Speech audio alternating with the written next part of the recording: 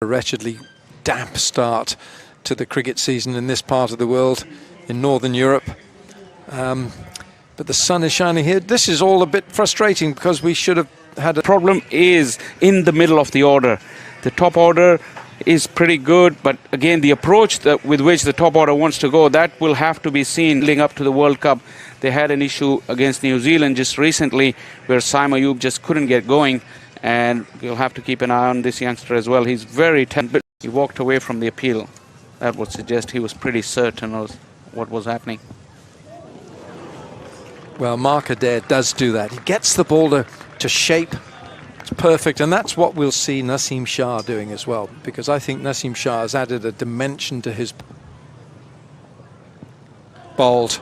That is magnificent bowling. End of the over, the first, 3 for no wicket. That's been picked up on length. Hasn't quite middled this Saim Ayub, but he will get 4. He picked up the early length. It was just marginally short. Not that short, but beautifully played. If for a moment you felt like he was cramped for space, he didn't have that full flourish, but then those fast hands getting him out of trouble. And although it didn't come off the middle of the bat, who was bowling at 150 clicks, really put him in the fray, and then he got his opportunity in the PSL, and he hasn't looked back since. Bowled, good full length.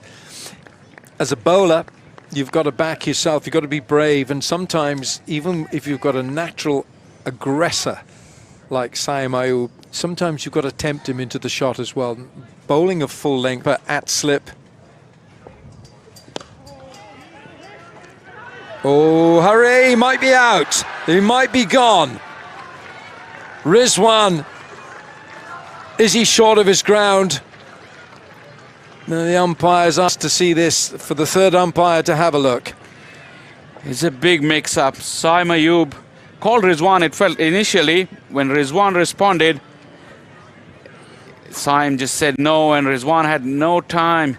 It felt like it. The way Ireland are celebrating, they look very, very confident, and direct hits are always very, very tricky for the batters. It's a close shave for Rizwan. Well, you see, the one thing from Rizwan's point of view here, Faisal, is that he's quick. So he's quick out of the blocks, but how quick was he getting back? Sometimes that he was too quick on that occasion because he got himself too far. Ooh, this is close. And even though he's very nimble and his turn was quick, the dive was full stretch. I think he's gone. I think he's gone.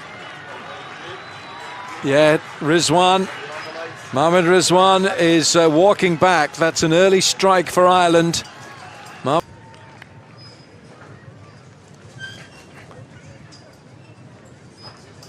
Babar Azam, the new bat.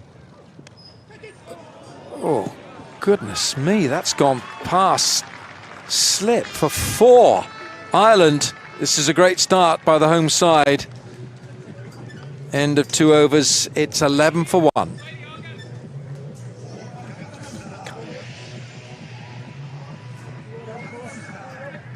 Saim Ayub played 2 strokes, a play and a miss, and a big heave on the onside, and both those strokes prompted the field, although he...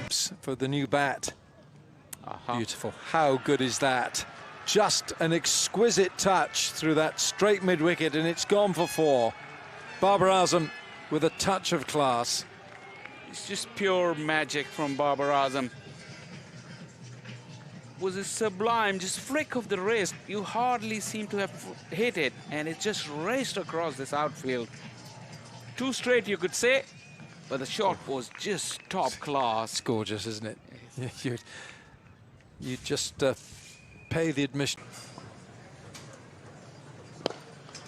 Shot, magnificent shot from Babar Azam. Just one gentle stride down the pitch. And he almost preempted the length of the delivery from McCarthy. Yeah, how good was that? The ball is jagging around, and Babar just shimmy down the wicket, hitting it on the up. It was not a half volley. He lined it up beautifully, and although it's not the usual bowlers, and I mean, what great, wonderful names you just mentioned. Not half. Picked up on length. Man out there, straight over his head. It's a big 6 for Saim Ayub. That is really the first one that he's got out of the middle, and it sailed away, probably the longest boundary. 29 for 1 after 5, Pakistan. From 15 balls, so he's not really in the swing yet. Curtis Camphor is the new bowler. Said he's a little medium pacer. He'll nag away, generally trying to bowl it fairly straight.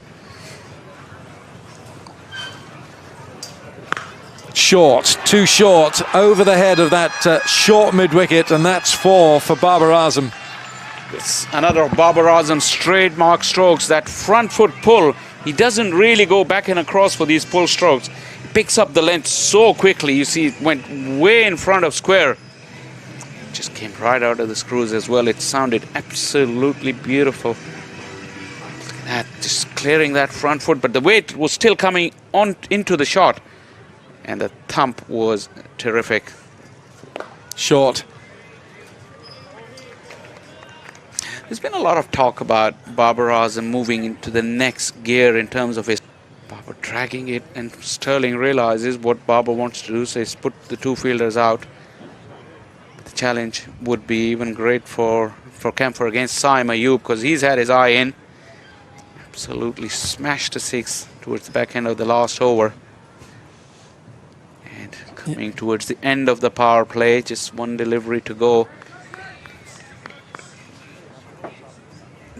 34 for 1 is the outcome so far. You'd say there was more effort than that, but the outcome is just 36.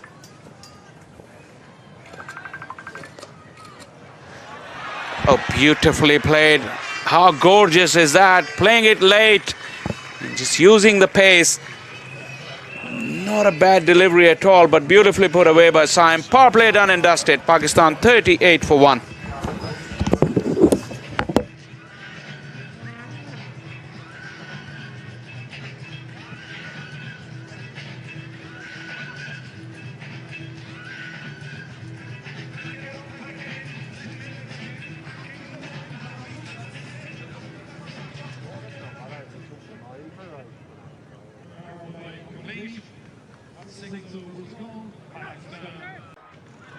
And he's carved away immediately. An attempted diving stop. That's Gareth Delaney out at deep cover, but can't get anything on it. And after a conservative power play for Pakistan, maybe the shackles now, with the fielding restrictions loosening, will begin to loosen. As I wish a very good afternoon to Isabel Joyce. Well, came out of the middle. The placement was good. Carved away, just the width offered, and Gareth Delaney came in attacking the... Short ball this time, helped around the corner. And it's going to be helped away very nicely. Won't quite go all the way, but it will be 4 more. 2 boundaries in the over from Young. Gets us to the end of the 7th. It's 48 for 1. Immediately on the attack from Saim Ayub. Chance in the deep, but just has the legs to get over Harry Tector there in the deep. Didn't get all of it, but it's going with the wind. He makes use of the conditions for a maximum first ball of White's over. Yeah, I think it was the googly. You'll see Ben White bowl a lot of these to the left-handers. So he's going to try and get the ball turning away, but it ends up just into the hitting arc. The line not correct from White, and might not quite have been out of the middle, but it had enough to clear